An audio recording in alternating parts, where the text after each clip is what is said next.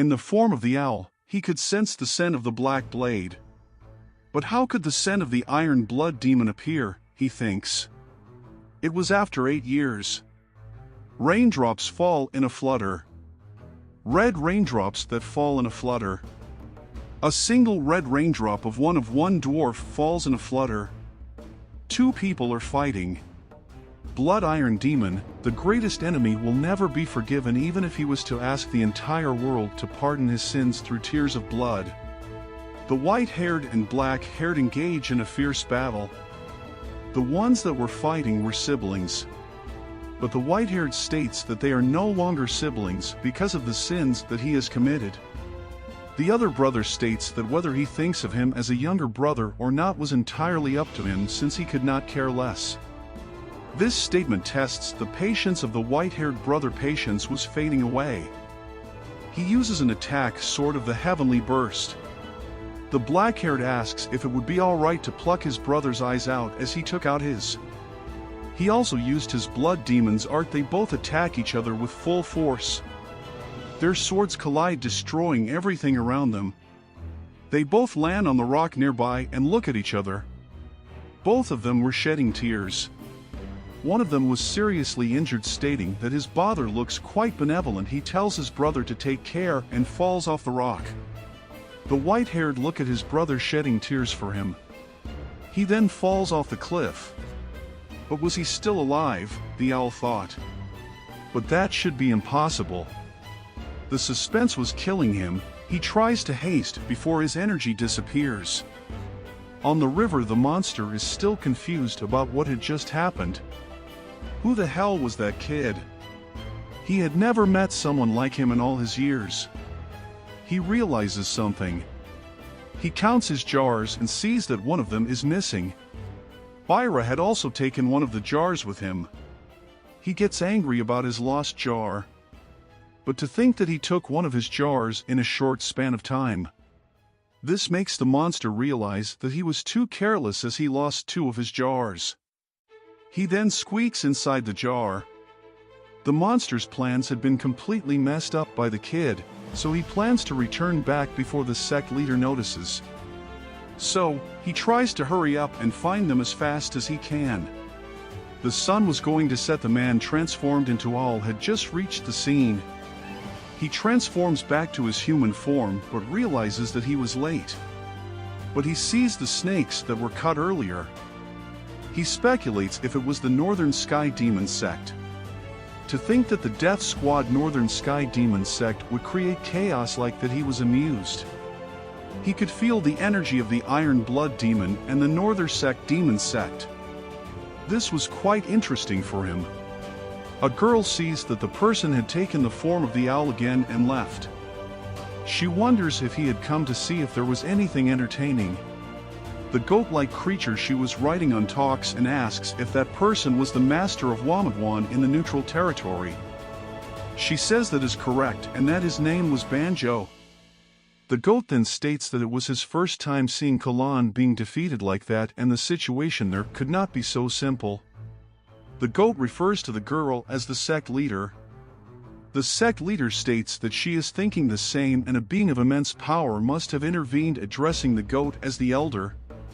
The elder then asks why she had released the young man, maybe for some personal reason, but before the elder could finish the sentence, she says that she will let him know when the time is right, and for now they should search for Kalan. The elder says that the handsome man from earlier looked marriageable. The sect leader asks if she should go alone. The elder says no and starts searching. While going, the elder again asks if she was in disguise because of the young man from earlier. The sect leader tells the elder to keep quiet, to which the elder replies that it was difficult to not ask when it was such a curious matter. The man from earlier seems to wake up slowly. He smells something heavenly, but at the same time it smells fishy.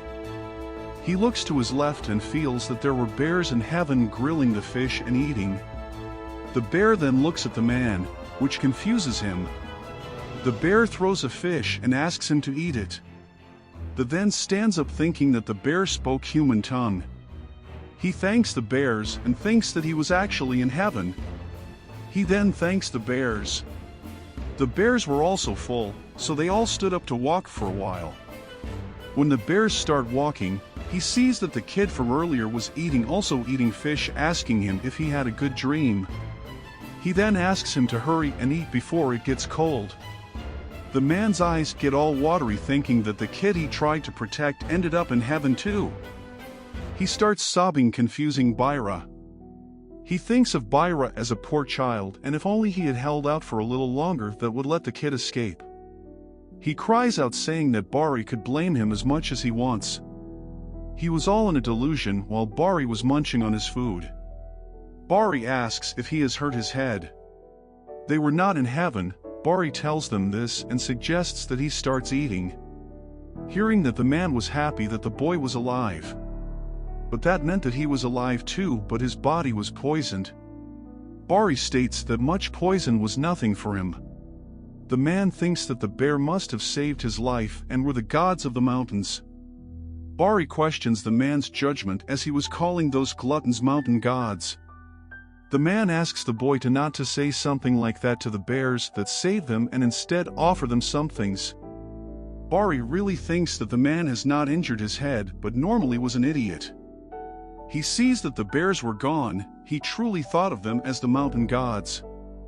Hyung then takes out sake. Byra was intrigued by the smell from the bottle. Hyung tells it was difficult procured and wanted to drink with someone.